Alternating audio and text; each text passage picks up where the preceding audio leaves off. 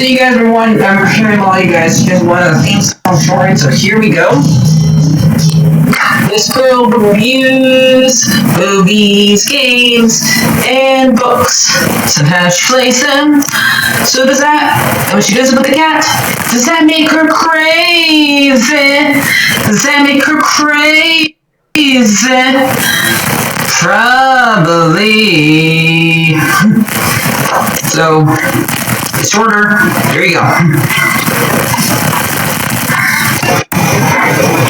CrazyCatLady or Martha Aller does not own any trailers or pictures. I use them under fair educational for and entertainment purposes. This links, that's all he did. Well, those years ago. See? I don't want to do any more of it. Alright, hi everyone, Martha here. So I finished reading Percy Jackson and the Chalice of the Gods. And I think this is not the newest one, actually. I'm pretty sure the newest one is, was the one that's about Nico. And, well, that's the one I think it's the newest. Because this one came out last year, so yeah.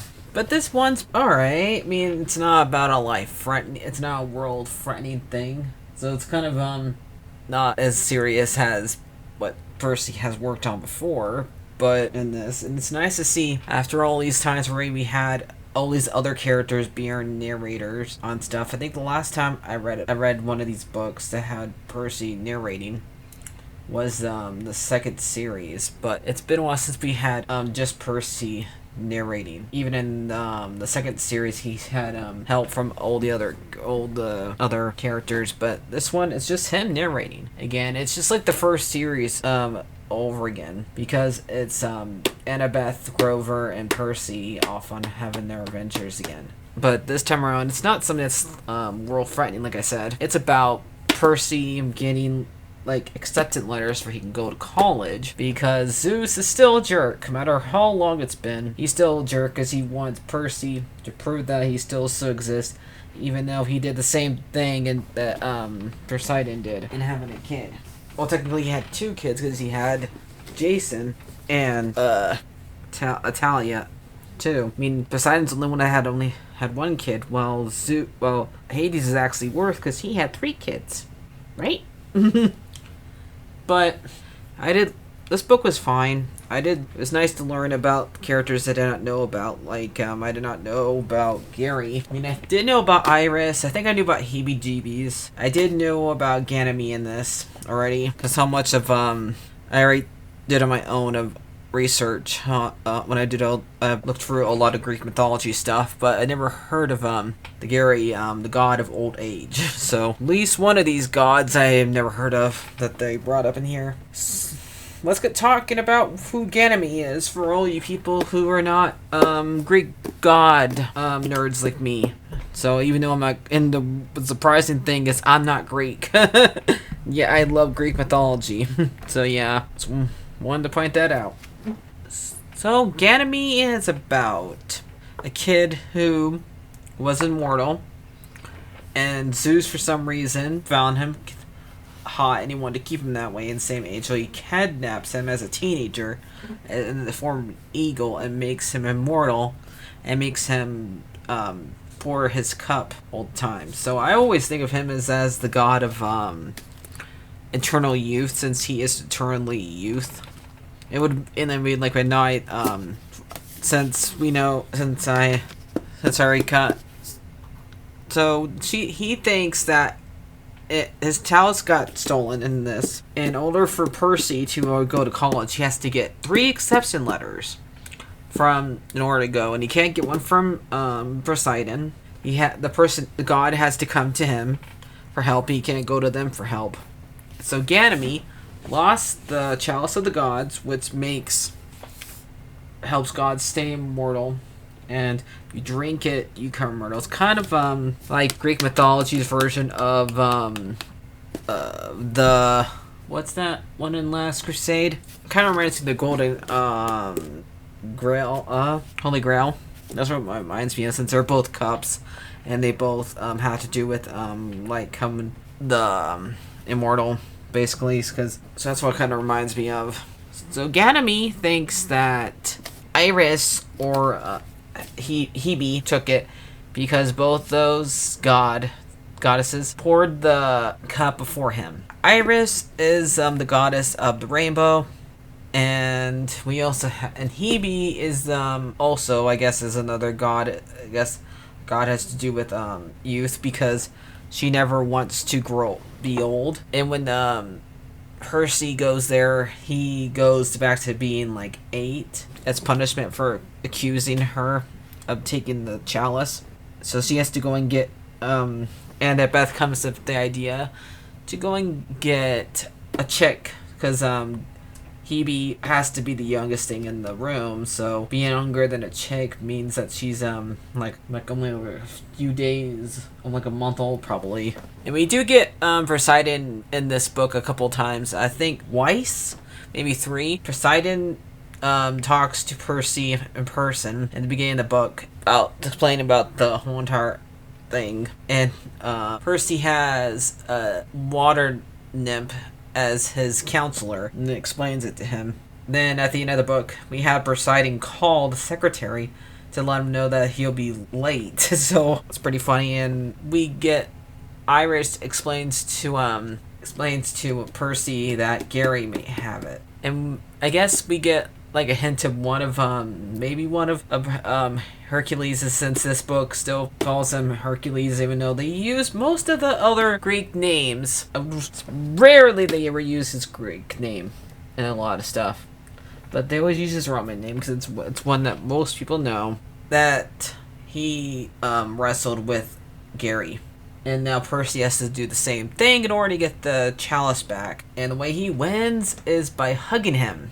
And we also meet Iris's daughter, who is a goth girl, which I find so funny that the goddess of the rainbow's daughter is a goth girl. That is just so funny.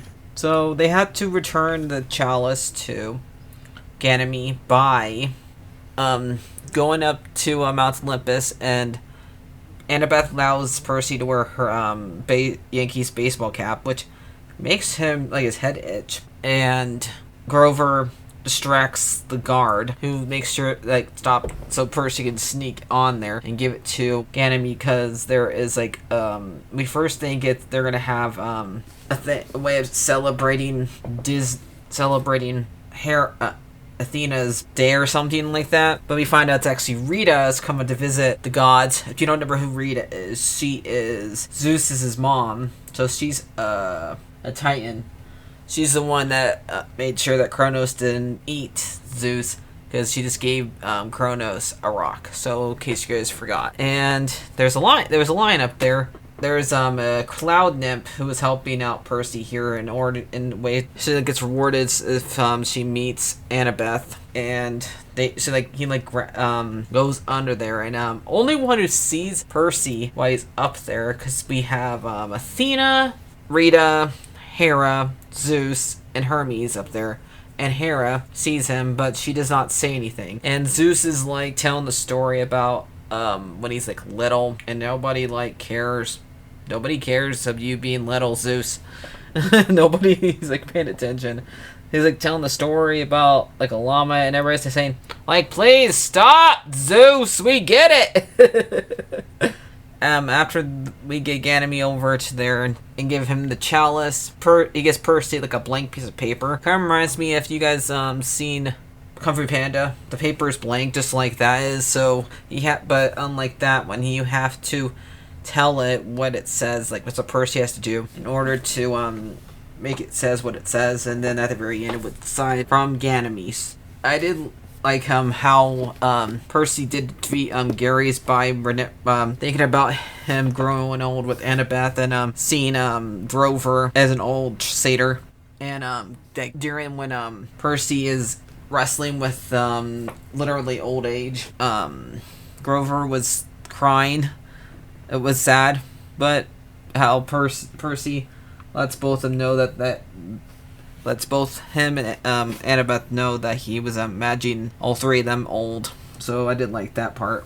So this book, even though it kind of has too many scenes where we meet Ganymede coming into the cafeteria and meeting Percy about how things are going, and he coming into his cafeteria twice. I think they should only had to do that once. Having to do it twice was weird. But I mean, Mike proposed to feels sorry for Ganymede the 100th time during this because he didn't ask for this to be nothing but be the literal cupbearer to Zeus for all eternity. So we're supposed to feel sorry for him. Yeah, but this book is still good. I'm probably gonna give it a 8 out of 10. Now I have a couple other books. One I already have my audiobook to listen to, and that is The Greek Gods, where Percy tells you about the Greek gods. But recently I just got and this one I don't have to worry about getting an audiobook for because I saw it online already. So let's see. This one is called The Week Before. This is the new Five Nights at Freddy's book. I wanted to read this one next, so I'm probably gonna listen to this one's audiobook, or I'm probably gonna try reading it myself because it's been forever since I had a book like this where you have to you get to pick the way you go in the book yourself. So, because last time I did something like this was Goosebumps when I was a teenager, and so those are the two books I'm gonna listen to, or might read one more myself. Those two,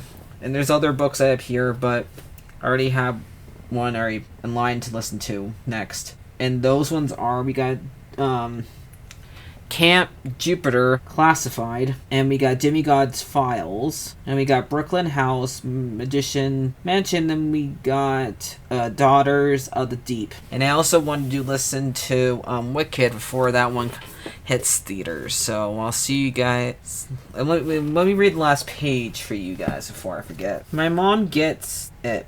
Annabeth said, "It's weird that she didn't before. Seeing as she usually so far ahead of everyone else, I guess that it isn't a battlefield. Sorry, she has to get what?" She laughed.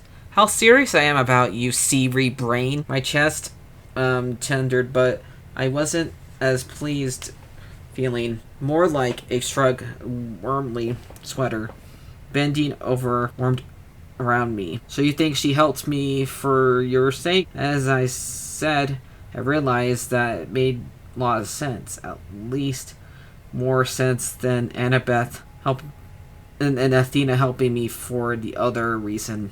"She knows I am going to see this through," Annabeth said.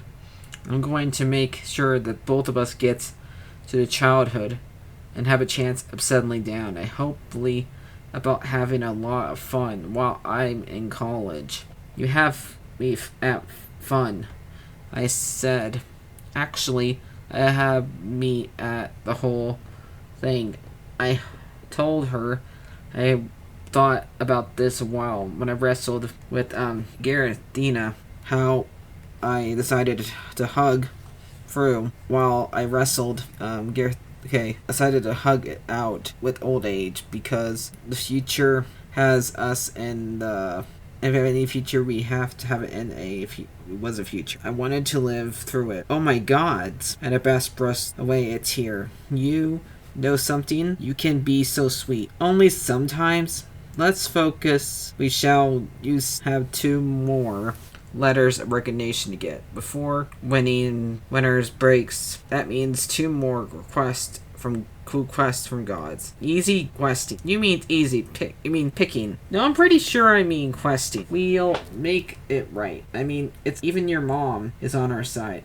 It would be pressed too hard to point that out, but a good sign that yes, I'll make it. Hey, Percy. Yeah? I hate to break it to you, but I think I might love you. Aw, crust. I'm afraid that I love you too. Finish your homework. Good night. Good night, wise girl." As always, we rolled towards each other, breaking the iris message, and came together. And it would be light, round, and small, precious, warm hugs. Honestly, I thought that would be making me believe anything is possible. Except homework. I fell asleep almost instantly. For once, I had pleasant dreams. So that's it. So I'll see you guys later. Like, favorite, and subscribe, and bye-bye.